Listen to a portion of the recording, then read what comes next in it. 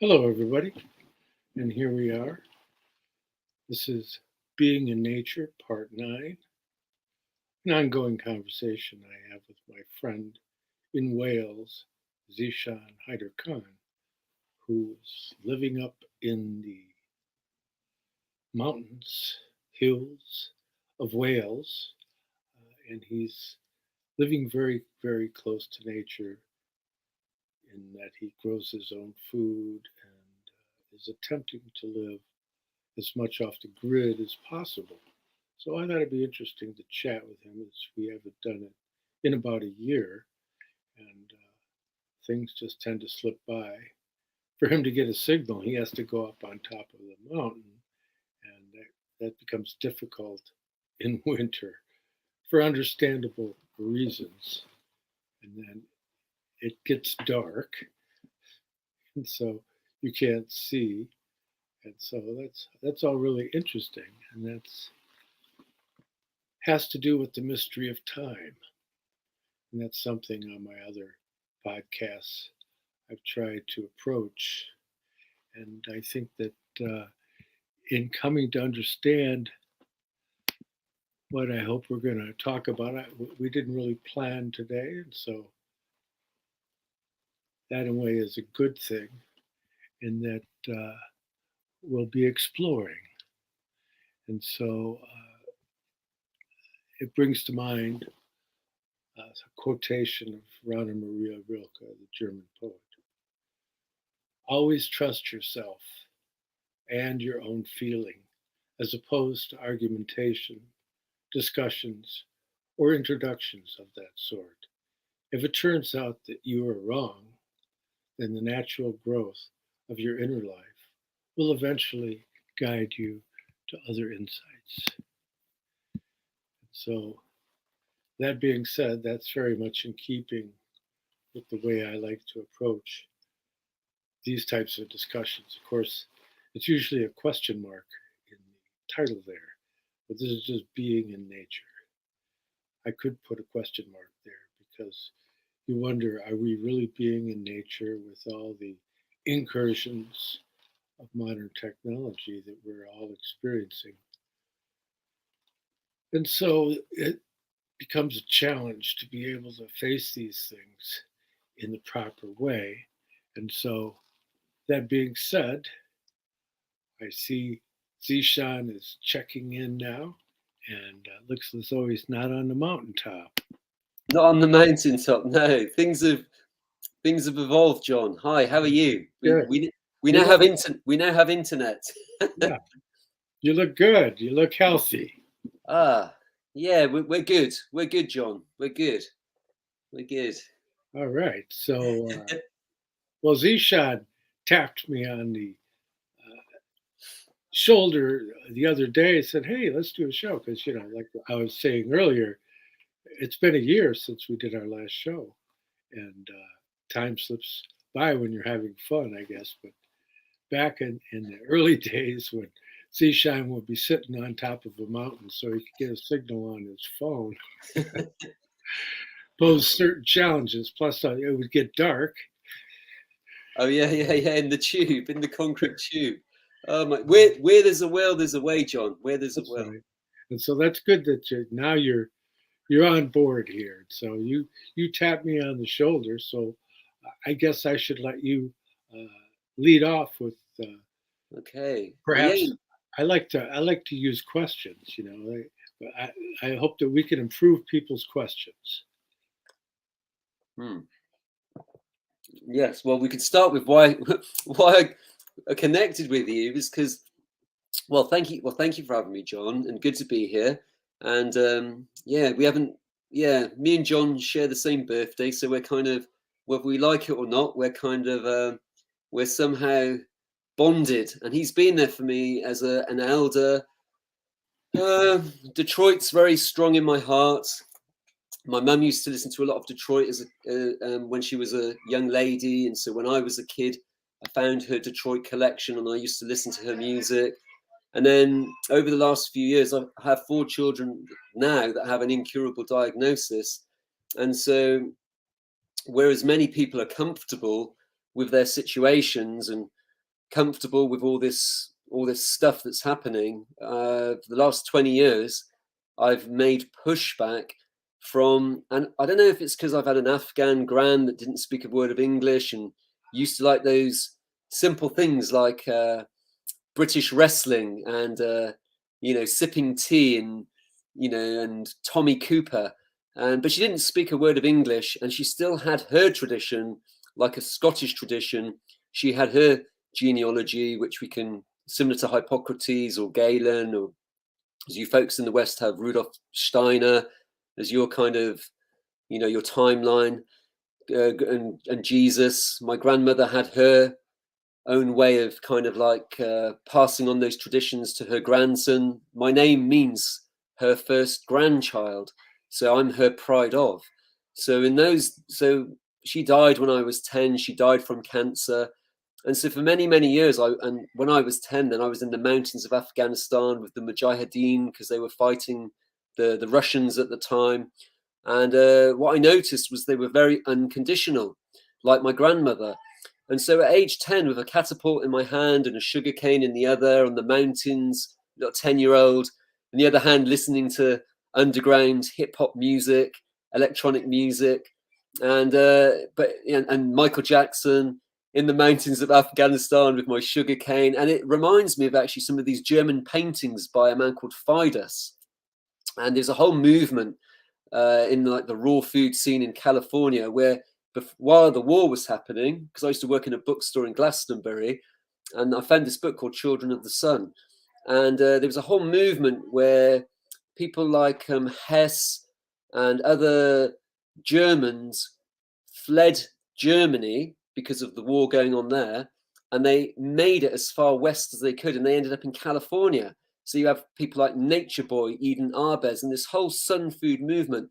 But one of the artists from around that time, where all the Volkswagen came from and folks leaving their home, I guess kind of probably like before the weaponization of Boy Scouts and stuff, like folks were just like, oh, let's go out in nature and explore nature and celebrate nature and, and celebrate life and mushroom picking and things like that. And then there was the art of this man called Fidus. And so age 10 in the mountains of Afghanistan with that catapult and sugarcane, amongst the blonde-haired and the blue-eyed children, my little dusty friends that I was hanging out with my catapult and everything, it doesn't leave you. And I was like, why do I have to go back? I had my catapult, I had my sugarcane, I had everything I needed. And then I came back to Britain and never really fitted in. So always kind of questioned narratives, always been a little bit disruptive. Then I met the mother of my children, age 16. The opposite to me, very quiet, but also lost her mum, someone that she loved, when she was only 8, to a rare form of cancer. And she watched her mum, a rare form of a disease. And, and for 2 years, she watched her mum pass away, through the treatments. And then we both met when we were 16 in Newport Gwent. And then we had children in 2001. And now we have 4 children. And they're a blessing. And my daughter almost died at age 1.5. So we've been seeking better health and wisdom. And this was just talking about Detroit, because I found these machines that come from Detroit, electrotherapy. And it seems to me like during the 1900s, before the Flexner report, because me and Kate, our family, seem to be very much into the timeline of the medical, what's that thing, isn't it? Like food is medicine, medicine is food. And then there's the technology, and obviously Michael and John and the whole miners, their whole focus is on like, this leader tech and what happened with this technology. Why aren't we using this technology for good, for communication? And Alana Freeland, who John had on, is very clear in her books that we could be using this great technology. We could be using the food. We could be using the medicine. We could be using all this great wisdom and understanding that we all have to make such great change. But now you folks in America have got this president who, I don't know if he's pretending to be stupid or what, but I don't know if you can make it up. Then we've got our disaster we're all supposed to be, you know, like so-called developed, but I think we're all becoming like third world, or I think sometimes third world countries have it a little bit better, because at least when you're a peasant, you've got that the ability to be able to live, the ability to be able to have a cow or a goat and have a homestead. But we're living in a society now, we've become so dependent upon supermarkets and everything. And so for me, yeah, Detroit is important, and building this connection with John and, you know, learning about the timeline, the 220-year timeline. But then John takes it further. John, for me personally, it's quite magical, and it fires up the imagination. It's very, very good. And so we're here just, you know, it's a bit challenging, you know, but we're good. We're all together. We're having a beautiful summer. We're on the mountain. I cannot complain. We've got good water. We're eating 70% off the land. We're growing our own food. We've got good seed. But it's very challenging, like being around people that have had that thing, you know, like what is it, the Voldemort, the thing that cannot be spoken, is very, very challenging. And John had Ilana Freeland on, and it would be really interesting to go a little bit deeper into, because now we're not really in the pathology, we're now going into something a bit synthetic, like a synthetic biology. And how is that now affecting the thinking and the feeling and the willing? Like, did Rudolf Steiner, John, talk about this? Did he talk about a time where folks would lose that ability? You know, I'm from an age where grammar was being taken out of the education, logic was being taken out of the education. I was going to do masters when I was connecting with you, and they said I don't need those skills. And it's only through having an inquiring mind and finding people like yourself that, you know, I've had that sort of, you know, okay, how important is it to read a book? You know, how do we even know how to read a book? And yeah, so we're just, but for us, it's the food. I kind of said to myself, well, why haven't we fallen for this? What is it? What is it that has made us a little bit different? Why haven't we kind of run with this? And I think Sir Julian Rose is quite interesting, the organic movement and everything. But anyway, John, how are you? We're all good. The kids are good. You know, I've got 4 kids with an incurable diagnosis, but we're not victims. We're not taking anything that's on offer right now. And we're just maintaining, as the Gabriel say, we're building the ark. I'm at a point right now where I'm unsatisfied and my landlord's behaving a little bit strange. And so I'm feeling a little bit of a push, but kind of thinking, well, isn't it my birthright to maintain here? And I think you folks in America, I've got a friend called Mark Windows, because of a lot of the harsh, draconian, totalitarian laws that are being brought out here in Britain now, that he's actually gone to Bulgaria. But we're making a stand not to leave this country, because we've got people like UK Column and everything. And they actually had a man called Ian Crane. He passed away recently, John, but he spoke about Rudolf Steiner at one of his AV conferences. So they're a good network for they got a man called Mark Scott. And I asked him the other day, he's a drummer in Detroit, Michigan. And I wrote on the comments, do you know John Barnwell? But I recently connected with, I'll hand it over to John in a second. But the reason I connected with John recently is because here in Britain right now, we've got the phenomena that you've had tested with you folks in America. And I believe it all comes out of Britain. But we have now the drag queen story time. And I went to John recently because I trust John's ability to follow a trail. No conspiracy, just pure, here it is in plain sight. And I was asking him, because we've got a man here called Mad Mick, who's been standing up for the home education movement here in Britain. And they're pushing back on the whole drag queen story time. And what they can see here, it's not like Portland in America, but they can see that there's definitely an element of organization where the police are escorting this drag queen around. So I went to John, because the man was saying, well, this seems to be something coordinated here. What is it? And I thought, well, if anyone's going to know, John is going to have some pieces. So this is how we've reconnected on Drag Queen Storytime. And I'm a dad. The Gabriel's a teacher. Yeah, sure. Well, you know, one of the things that's refreshing about my shows is they tend to be off the cuff, as they say. And so Zeeshan and I didn't discuss exactly anything about today's conversation. And so it's as if we're just out having a cup of tea or a cup of joe, you know, and we're two guys having a conversation about life. Yeah, I'm just chiming in with John. Yeah, it's good to see you, John. Like my dinner with Andre, you know. Well, how's Barbara? Is Barbara well? You all good? Barbara's well, yeah. Hi, Barbara. Well, and she's busy. Oh, good. Well, good. So to get into looking at what you're talking about, as you know, I like to go into the big picture. Yes. And once you get the big picture, then it's a matter of just taking all the little pieces and knowing how to plug them in. And your timeline gives you the answer to that question. And so that's what we do at American Intelligence Media and at Americans for Innovation. There's a project going on there called Truth History that was started by Tyler Gabriel and her husband, Douglas Gabriel. I said her name first because it's her initiative.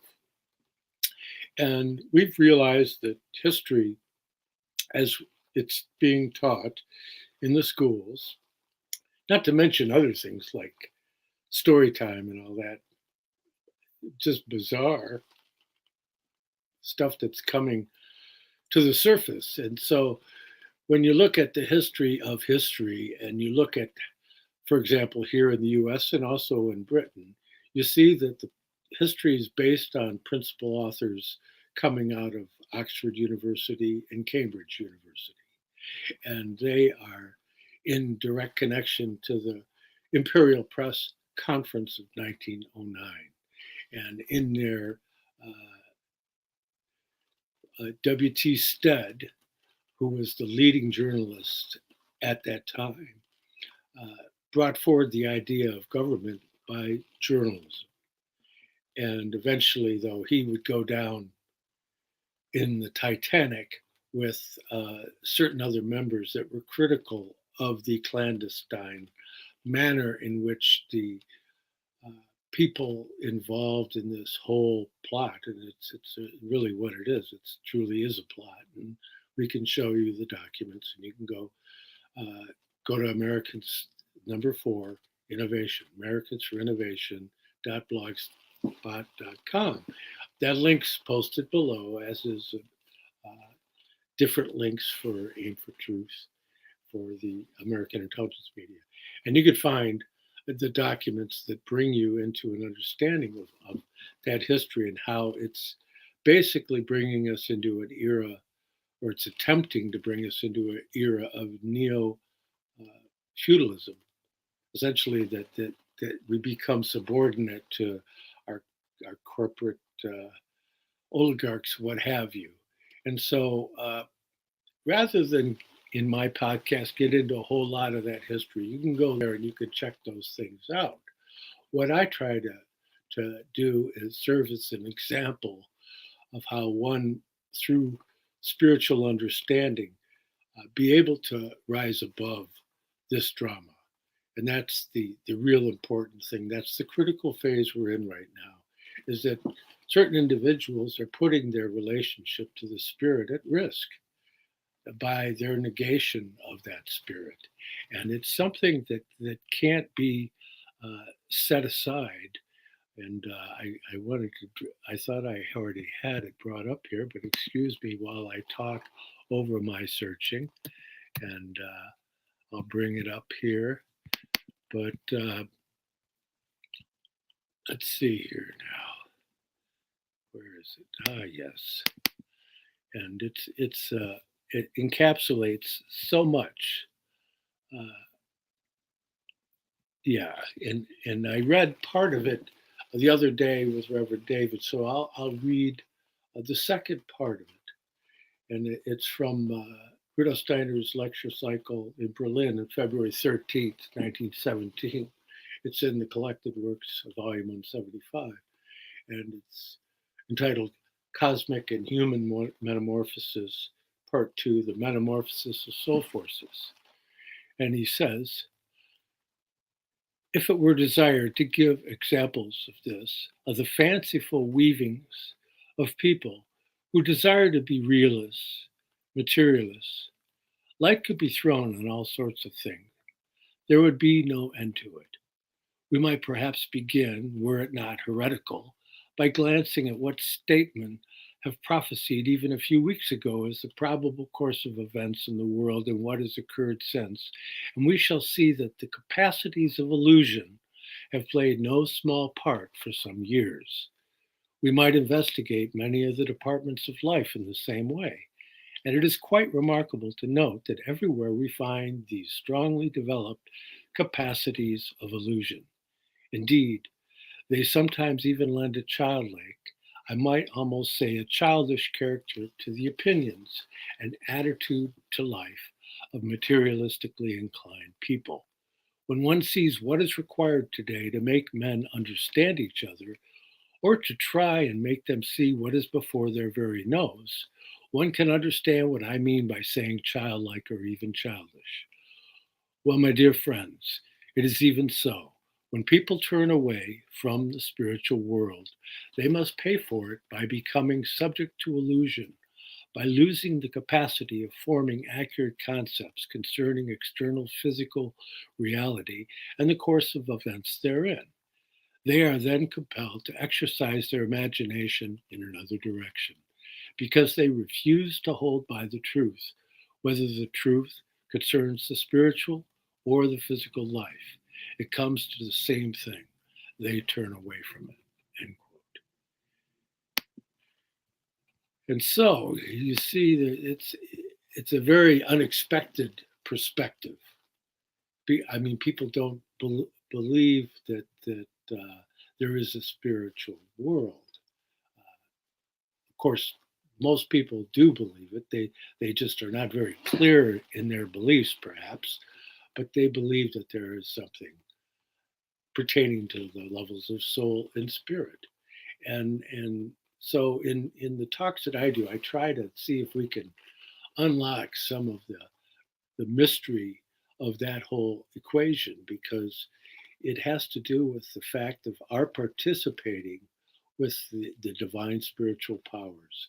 And so that's something that I think that we can keep in our toolbox, so to speak, when we're confronted with all these invasive forms of culture and all the negation that is being pushed around as being some kind of viable alternative culture.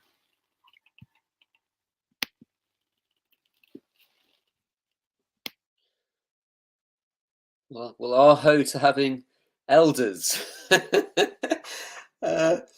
Yeah, so yes, yeah. Well, so stories, John, aren't they? Because if I've connected with you on story time, like those stories that we listen to, like C.S. Lewis has been coming up quite important quite a lot recently.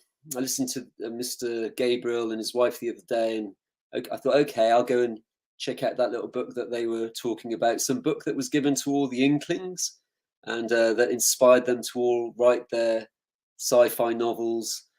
I've got 4 kids, and we live on a mountain. We've chosen to live on a mountain because we feel that the basic foundations of life, like water, like food, and you hear so much about all this boogeyman out there and what's going to happen, but all we know is what we know where we're to right now. I'll walk down because I don't have a car or anything by choice. I could go and buy a car today, but I've made decisions. Maybe I'm an authentic green person. I don't have no agenda. And so, I'm working with health technology. I'm focused on food. I'm not looking for anyone to sort out my medicine. I'm doing everything I can as best as I can. My kids are dependent upon a medicine, if I don't give it to them, you know, I get police at my door and they talk to me about foster care and all that kind of stuff. And I've had people that have had restaurants in California, like there was a man called Dr. David Jubb, who was all about the secrets of the alkaline body. They took his son off of him. So I've had CPS come to my house and want to take my children, and I've had police turn up on fields in Spain. And it's in those moments when your back's against the wall where whether you believe it or not, that's when some kind of spiritual power or something kicks into place, because you haven't got a choice. I remember one day being on this field in Spain. It was a beautiful summer's day, but it was like in January, and the police had turned up. It was a Moorish policeman. So part of me has got like this Islamic kind of, or, you know, some sort of like Eastern kind of strand of, you know, of something. Because of my granny, I can't get away from it. And I think she was a non-secular Muslim in her own eschatology of wisdom, and she was living it and breathing it, and she was just a lovely lady. I don't know what religion she was, because it wasn't about that. It was just, she was like the panacea of the ambrosia of life. she's a wonderful lady. I always got the feeling from the times you've spoken about your dear grandmother that she reminds me of Sufis I've known. And this Sufism is the path of wisdom of those that are coming out of the Islamic community. And there's numerous schools of Sufism, and I've known some significant Sufis myself personally. I was friends with Pir Vilayat Khan, who was the son of Hazrat Inayat Khan, who was the head of the Sufi order in the West. And he was always getting in trouble with the authority figures within Islam about the way in which he was presenting himself. And so, yeah, there's a large community of souls that participate in the world from their heart, so to speak. Yeah. And when you get into understanding the mysteries of healing, then you see that it's a heart mystery. And it's become so much a mystery of the head with all this scientism and analytics. But when you get back to the basic foundations of the healing centers, you can learn certain things. I knew this one woman who went to the American Indians to deal with her personal struggle with cancer, and they went there, and they told her to watch funny movies, and that would help stimulate a therapeutic response. But for whatever reason, through improvement of diet and watching funny movies, she overcame. So you go, well, what is that? You know, and you know, when you call certain things, like a lot of things that they call disease, are really conditions. They have to do with imbalances within the diet. There's either things in your body that don't belong there, or there's things in your body that should be there, but they're missing because of some deficiency. And so until you've accomplished that balancing act and worked out the balance of acid alkaline specifically within the lymphatic system, you could be at a loss for coming to terms with whatever challenge might be facing you. But most of them have to do with this understanding of acid alkaline within the lymphatic system, because your lymphatic system. No, John, it does. But we've been out to the ranch in California, to Dr. Robert O. Young's ranch. We lived there for about a month. Could have lived there longer, and I've listened to what Alana says about all of that as well. There's more to it, because you mentioned the scientism. There's a certain point, like 1950s, they started to hit us with more kind of geoengineering. We know from the First World War, that's where the R.G. Farben and the timeline of the pharmaceutical was coming in. So we can see that it's almost like in your Steiner wisdom, you've got these different elemental, and it's the same in the Afghan system. Like they got the Tib medicine. and the Ayurvedic system, the traditional Chinese system, the Rudolf Steiner system, all your different systems, they've got the same, the Hopi Indian shaman system, the Ashaninka shaman, they're all the same systems. They're all going to lead us to healing and balance. But now we weren't putting into it the synthetic biology part of it, because, and I think that's the technological part of it, but that's this Aramanic AI part in it now, because we're like, well, what is it? Because like we eat clean food, we lived a month, we could have lived longer at Dr. Robert O. Young's ranch in Valley Centre. We have witnessed healing. We have done like because you said to me, Robert Morse, we've done the whole alkaline life food, living food. We really have witnessed healing. So I'm not like my granddad, I said to you before, is called Victor. He's not called Victor. So we're at a really good balance. You know, if we were to move from here now because of whatever, our balance is just going to go out the window, isn't it? They say, what do they say? Like one of your wise women in America says something like, the magic happens outside of your comfort zone. Well, I don't agree with that. I think there's a fine, especially for me and you, there's a fine fulcrum between what is that?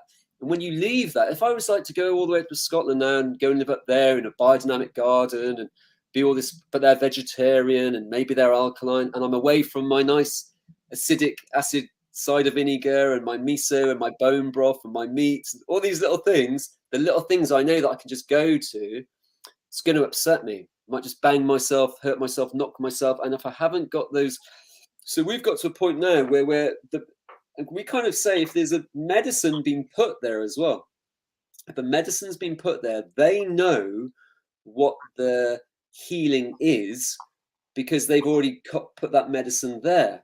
But whether we have access to it or not is another thing. So you've got to just do the very best that you can with these new, and even in our health world, because sometimes me and you, I'll go to you, well, John, what about this C60? And because you'll lead me to Alana, I'll go into Alana and dive into that one. But then you're in your reality with your crew talking to me about C60. I'm going, oh, really? Is it? You know, and we really don't know, do we? Because even in our health, within our health world, there's tricksters and players, and you know, folks thought, you know, Mr. Trump was good, and now Mr. Trump isn't good, and we just don't know, do we? Well, again, you know, that becomes a challenge because people, they want to rest easy and find simple answers, and then they can sit back and go, I figured that out. But as I was explaining to a friend from New Zealand this morning, and he was talking about various things that have come up regarding all the stuff, the machinations of government going on here and all of that. And he was coming up with these views as to what is going on. And I said, yeah, I'm aware of those views, but I try to work with an open set, you know, that like Georg Cantor, and the whole idea that I'm functioning under the assumption that I don't have all the information. Okay. And so therefore, I don't want to box myself in with all this, I figured it out, I know the answer, because that'll turn around and that'll bite you from behind, so to speak. And so I try to stay as open-minded as I can with a great deal of focus on the idea of clarity. I remember when I first met, I was one of the first people in North America to meet Dalai Lama. And he is a very, very interesting guy, obviously. And I introduced him to the spokesman for the Hopi elders, Thomas Banyakya.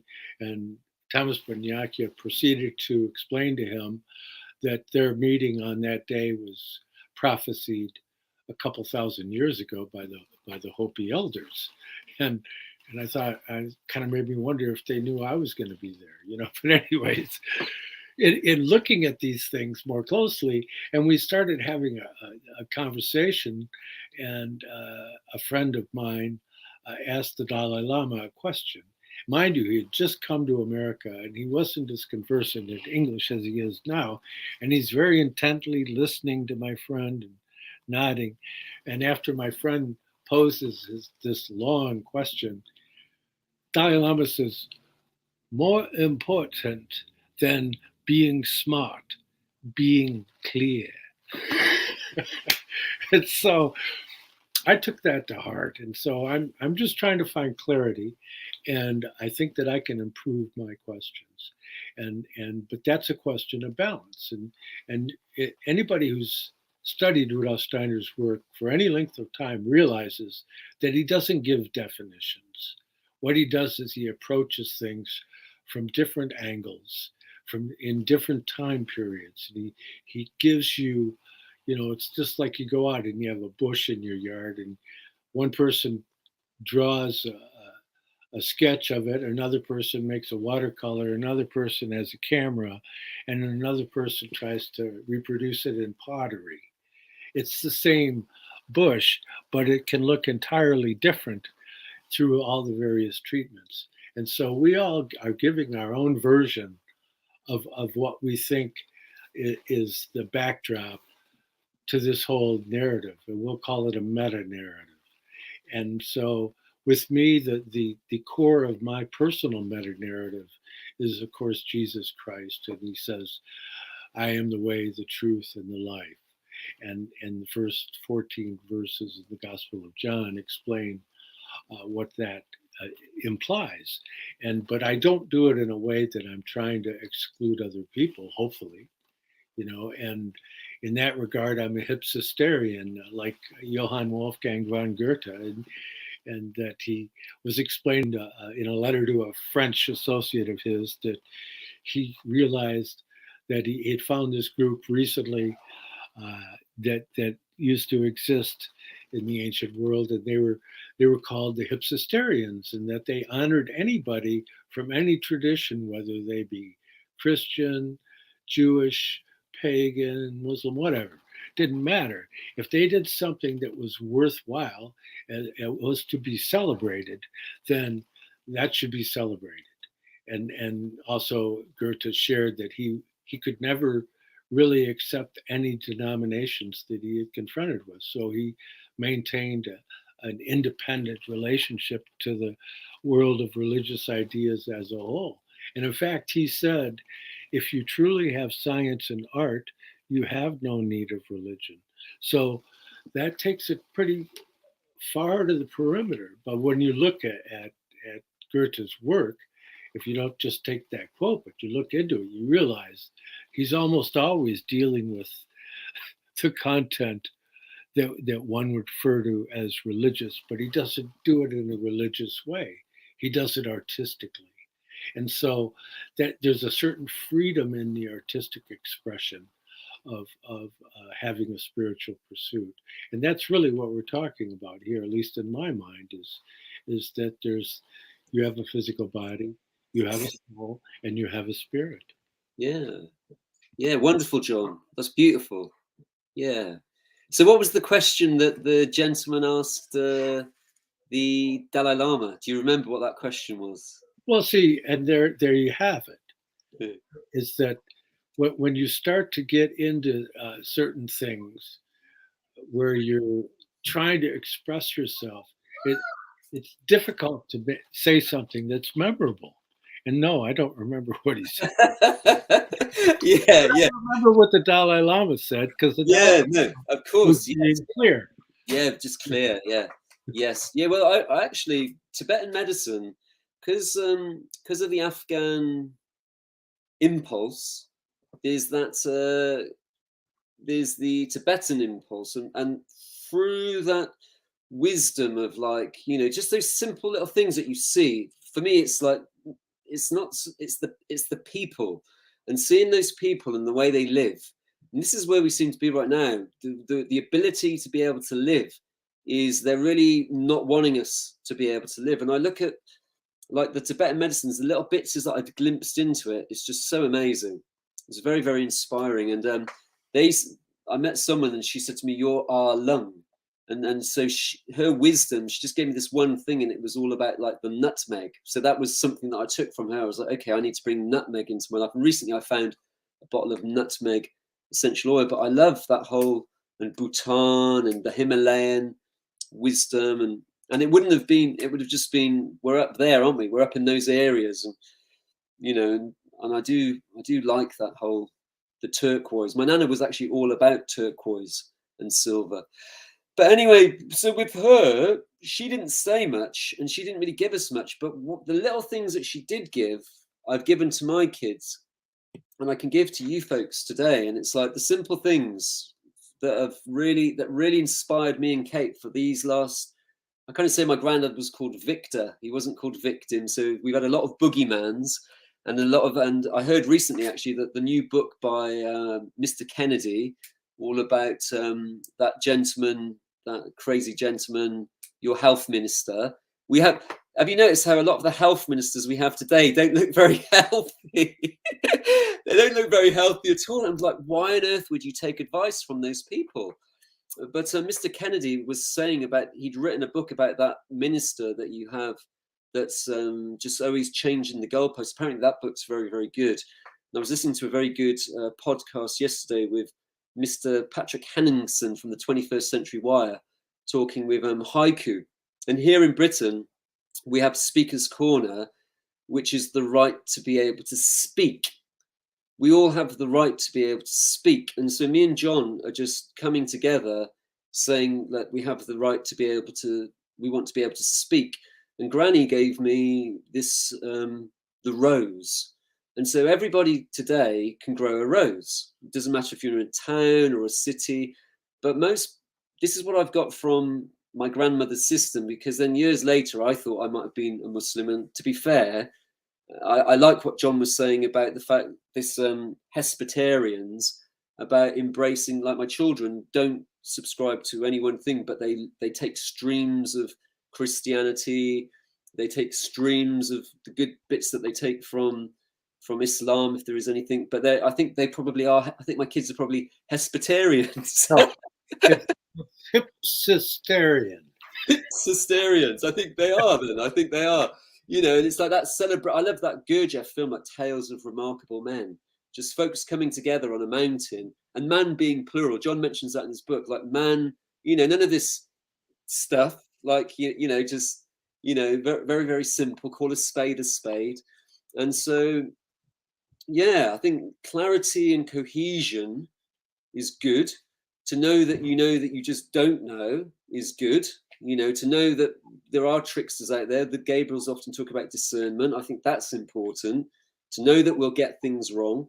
But back to grandmother, rose. Rose, folks might think, oh, it's just a rose. No, rose in the Ayurvedic system is actually a natural medicine that is actually safe, effective, and affordable, and everybody can work with it. And if you grow it organically, or in your podcast viewers' case, it will be biodynamically. The rose is and John often talks about the rose and the lily. So the rose is one of those natural medicines that is for every man, woman, and child. It's very good for supporting the woman, all the aspects of the woman. It's very important for a nursing mother, for her to have it around her and her babies. My grandmother, because our granny was like most people's grandmothers, they've had that passed down to them from generation to generation. John will have it in his, if it's Irish or Scottish system, the genealogical system, where they've had it passed down through generations and generations and generations. And they weren't doing it because it was Avicenna or Hippocrates or Galen. They were just doing it because it's the way that their system was. So Granny, when she named us, she knew who I was from the day and the date, like the Queen, that not many people, there's mixed views, a bit like Alex Jones. You love her. She's like Marmite. And but anyway, but she has not got those gems, has she, John, on her hat, on her crown for no reason. She, like someone wrote something like how all these billionaires have astrologers. And I think that our granny, when she was giving us that food, and it was mostly rose with honey. And so when you take the rose petal, you grow the rose, you grow it organically or biodynamically, you grow a beautiful rose, grow it in your window, in your town, in your garden, do a rose garden if you've got a beautiful garden. And then you harvest them under the full moon, and then you put them into a jar, maybe preferably like now you've got Miron violet jar, amber jar. You can go to good auction houses and reclaim beautiful old ceramic apothecary jars. They would be wonderful. And then you put the rose in it with the honey, with a little air for it to breathe, like some cotton muslin, and allow it to breathe for that moon or that season. And then you end up with this amazing natural medicine that you then have for your family. It's wonderful. And it's so simple. Anybody can do it. It's really good. The rose. And what's good now is all of my children grow a rose. My son Ashoka, who's 7, if I pick his roses, I know about it. He's like, "Oi, don't you pick those roses?" But yeah, I've kind of left it to the family now. They all do it. So that's one good thing. Fennel's another one. Fennel's for everybody. And fennel in all its different expressions is very, very good.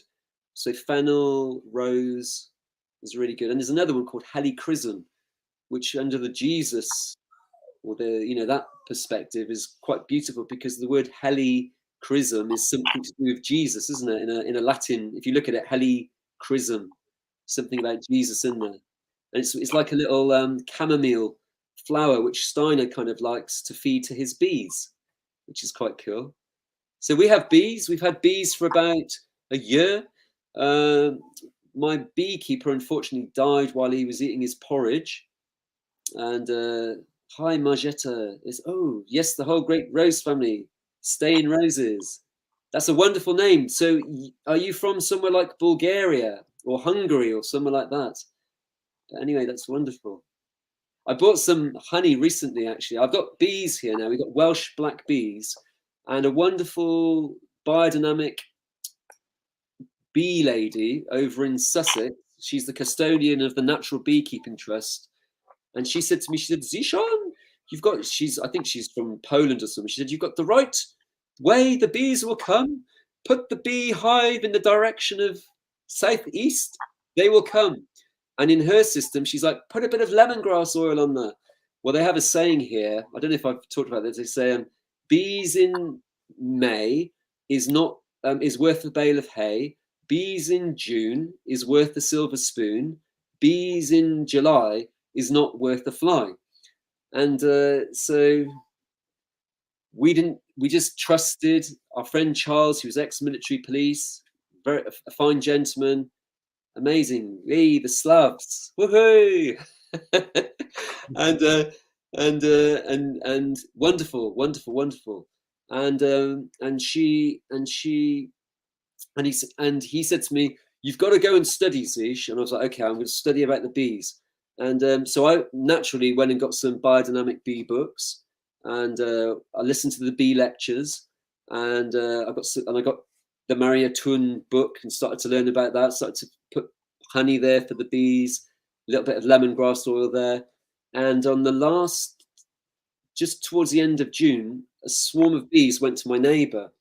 Well, there's a certain stream of people that came here in the 80s, and they seem to still think that the world is governed by Tories or liberals and Democrats. And as we all know here, John's viewers, that's just not the case. As Catherine Austin Fitz calls him, was it Mr. Globalist? But they seem to think there's still a running party.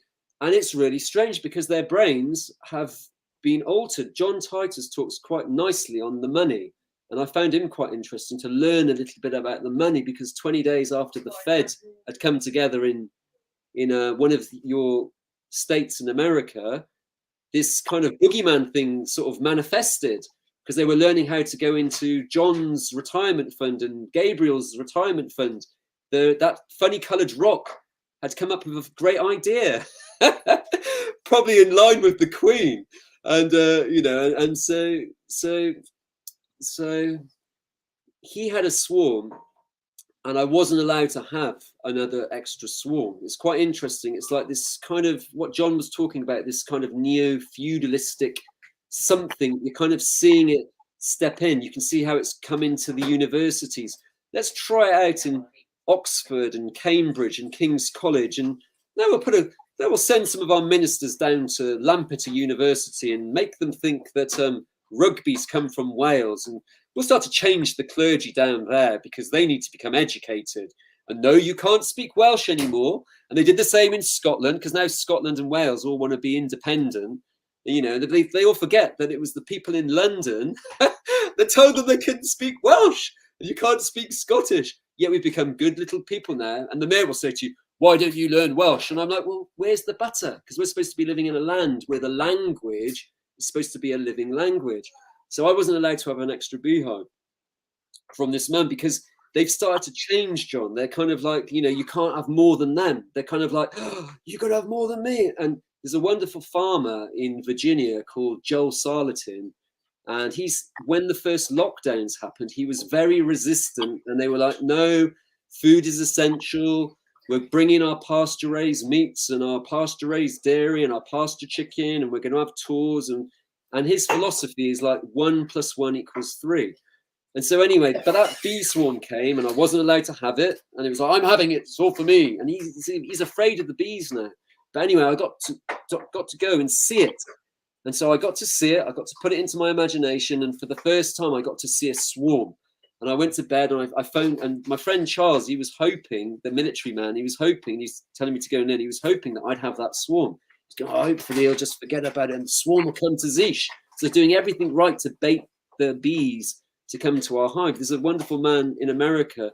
He lives at one of the universities and he's been studying how to hunt the bees in the wild and to study them. And what they noticed was that the wild bees had become resistant to the varroa.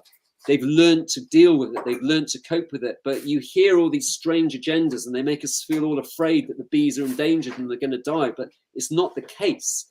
The bees are actually very, very intelligent. Mr. Steiner knew this. They're very intelligent. And so as long as we are bee-centric and we realize that the bees are the best beekeepers, we're just there to kind of to try and learn and to try and gauge some kind of understanding with these wonderful beings that we get to have some sort of strange bound connection with. So anyway, I get to see them and I go to sleep and I start dreaming about them. And I write a text to Charles, the military policeman, and I go, Charles, I'm dreaming about them now, one step closer. And then the last day of June, because we don't want them in July, the bees fly over, John, and they land on the sycamore tree out there because the sycamore's bursting with sap and sweetness, and they're there. But I can't reach them. They're hanging over this branch, and there's no way I can get them without injuring myself. You know, it would have been a definite sort of folly to go up on a ladder and try and get them. But what was interesting was, and my daughter's seen them come over, and it was in direct alignment with my hive. And we were watching them and everyone was excited and we could see them and we were like, are they going to come? Are they going to come? And then Kate said, they're about to move. And they were about to move. And Kate said, come on, come up and see. And I came up to see them and they'd gone and they'd moved into the hive. And then Charles came and seen them and he was like, oh, you've ended up with a really good swarm, Welsh black bees, very gentle as well. They'd come out of winter. Apparently they're quite endangered now, but I just think they've become more strategic. It's a key word right now. We're all too strategy, and so they're that I don't know what machination means, but it's come up a few times as we've been speaking. And they've just appeared. They're there now, and they come and go, and life's really good. And I wanted to do an extra hive. I'd actually bought a hive from Rebel Bees up in Canada. I wanted to work with them. They're doing some very good work. Check them out, Rebel Bees up in Canada. He does some really good work with the bees. I got a beautiful Thuja plicata, great cedarwood beehive.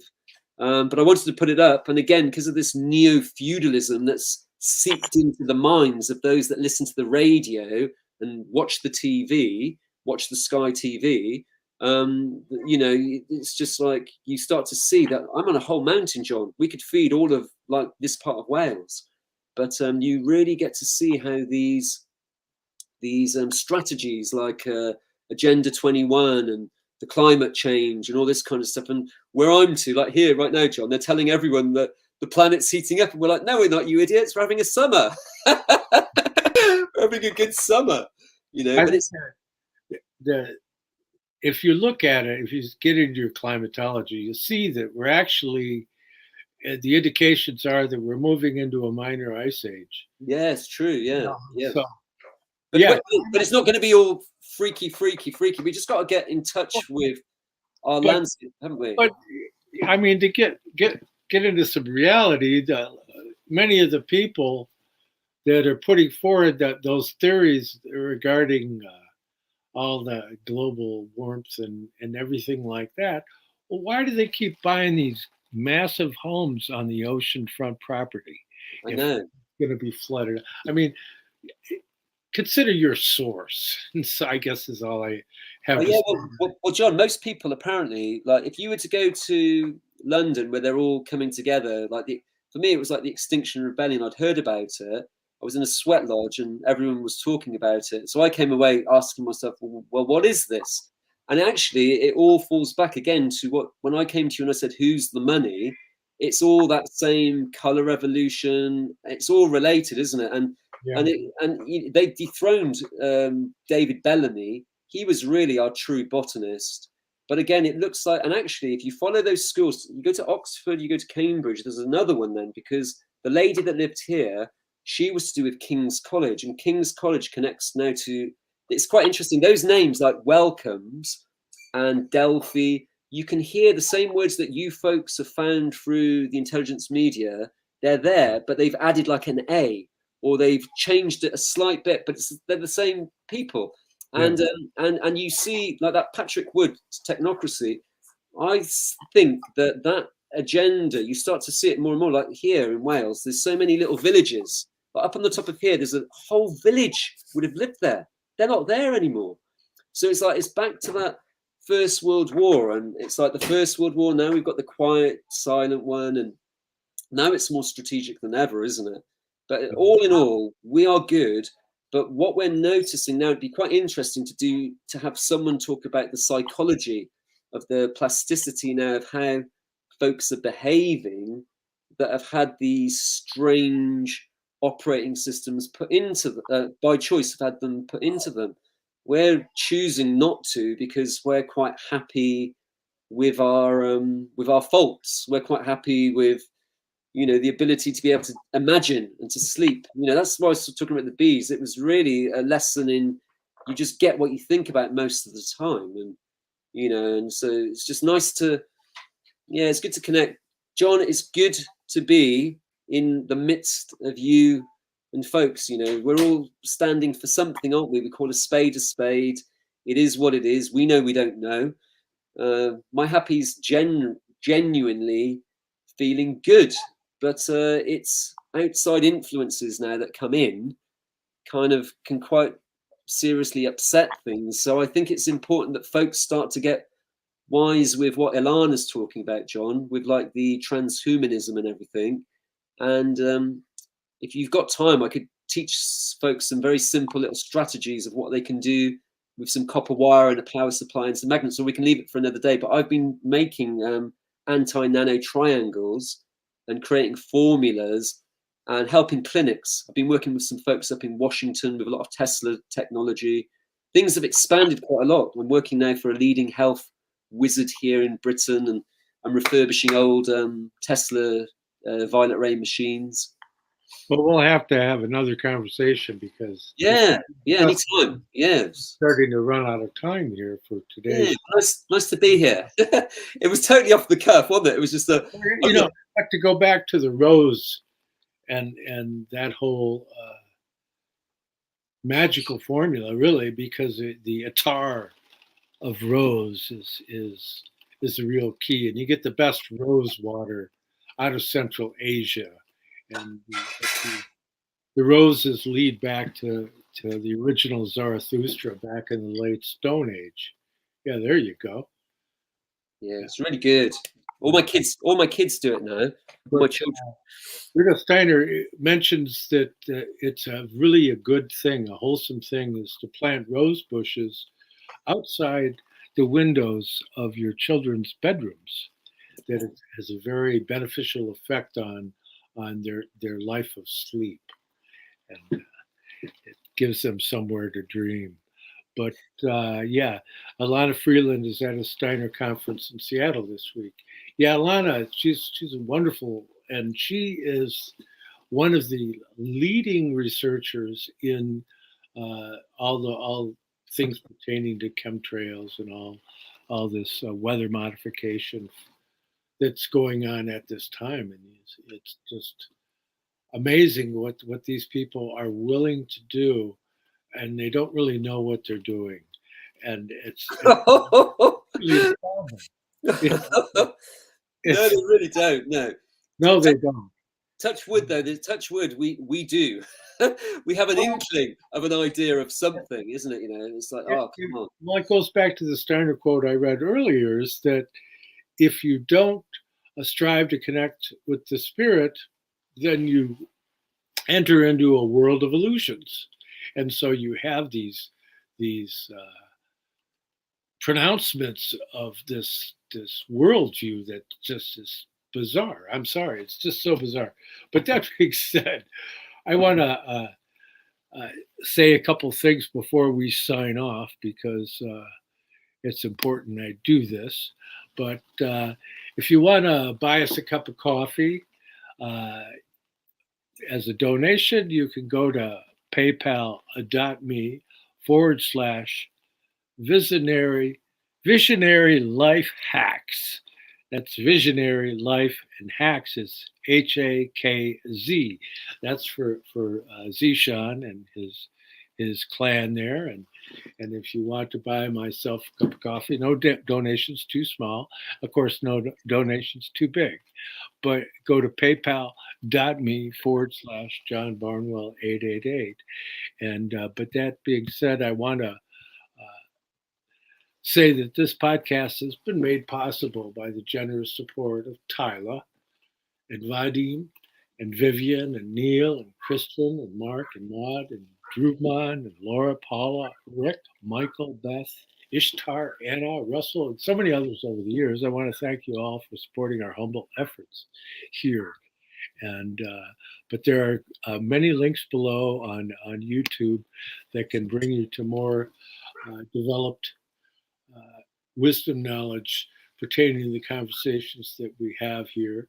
And is there any other information that you want to share with us, Zeeshan, that if somebody wants to get a hold of you or if they want to tap into some of your resources, is there any websites you want to mention or anything like that?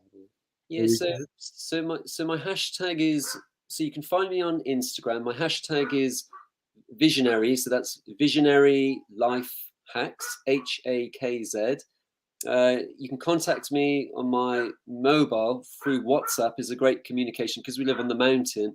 My best communication is WhatsApp, and that's +44 07 484 145 290. Yeah, if anyone feels like giving us a donation, just put down what we're usually doing. Is my kids are often studying new trees, so they might be looking at a cherry or something like that, you know, something productive. So our focus is agroforestry, that wisdom on when's the best time to plant a tree 15 years ago, when's the next best time to plant a tree today. So we grow food, we're 70% eating off the land. We support Baker Creek Seeds over in America. It's very, very good. We grow heirloom food. We're very grateful and appreciative of the ability to be able to grow in good soil. My landlord recently actually lost it with me over taking manure. So this is how absurd it's getting now from folks that have had many of those things. And it's really strange, these strange now operating systems that we're dealing with. So we've got to just, what I'm noticing is that insulation of just nourishing yourself, good water, good food, doing the opposite of what everyone else tells us to do, and getting really into what you love and being all of it. So like we're just getting better with our cream, our milk, our butter, and just supporting the local farmers that we can. Supporting those, John, locally that we can. Well, going back to those types of ideas, Aaron Pfeiffer, who was one of the young students around Rudolf Steiner, and he asked Rudolf Steiner why so few people were getting results from working with the methods of knowledge of higher worlds and all the different meditations. And he said, people, and I'm paraphrasing, people have insufficient nutrition to be able to manifest consciousness within the realms of soul and spirit. And so it's vitally important that you attempt to grapple with these things, and most specifically the full profile of trace minerals and so forth. Perhaps we can have a conversation in that direction sometime. Yeah. I want to talk about my books a little bit here for a second. Oh, yeah. Yep. I have 2 books. Excuse me. My first book is The Arcana of the Grail Angel, The Spiritual Science of the Holy Blood and of the Holy Grail, a study developed out of the work of Rudolf Steiner of the underground streams of esoteric Christianity, which flowed from the Brotherhood of the Holy Grail to the Order of the Knights Templar and the true Rosicrucian Order. And if you notice on the cover, you see the Holy Grail, and there's the sun host there. And it's reminiscent of the Last Supper, and where Jesus Christ says, "Do this in memory of me." And so again, we're back to the food, but in here is extensive diagrams based on the handwritten and watercolored diagrams that crossed my desk many years ago as a forward by Douglas Gabriel, my best buddy. He's over at American Intelligence Media with his wife Tyla. But here's the philosophical mountain that we're all climbing here.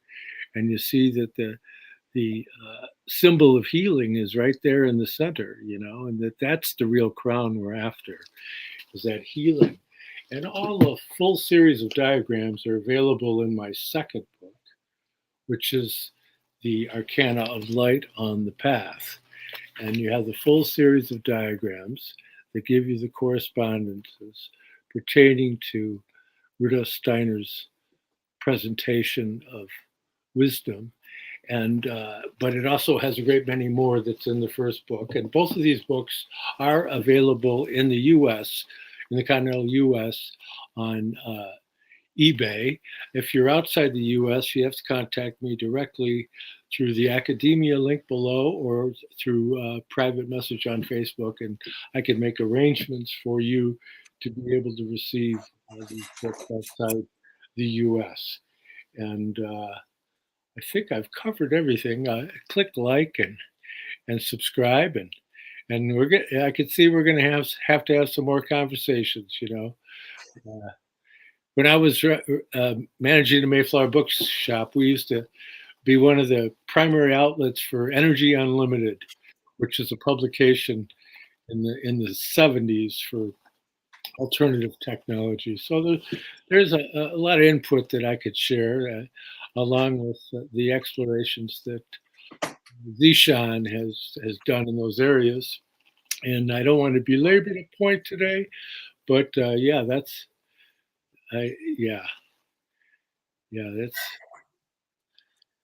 a lot can be done.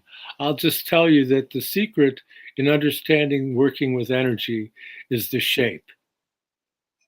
And so with that being said, I want to thank you all for showing up to spend time with me and my friend Zeeshan as he energizes himself with that massive coil.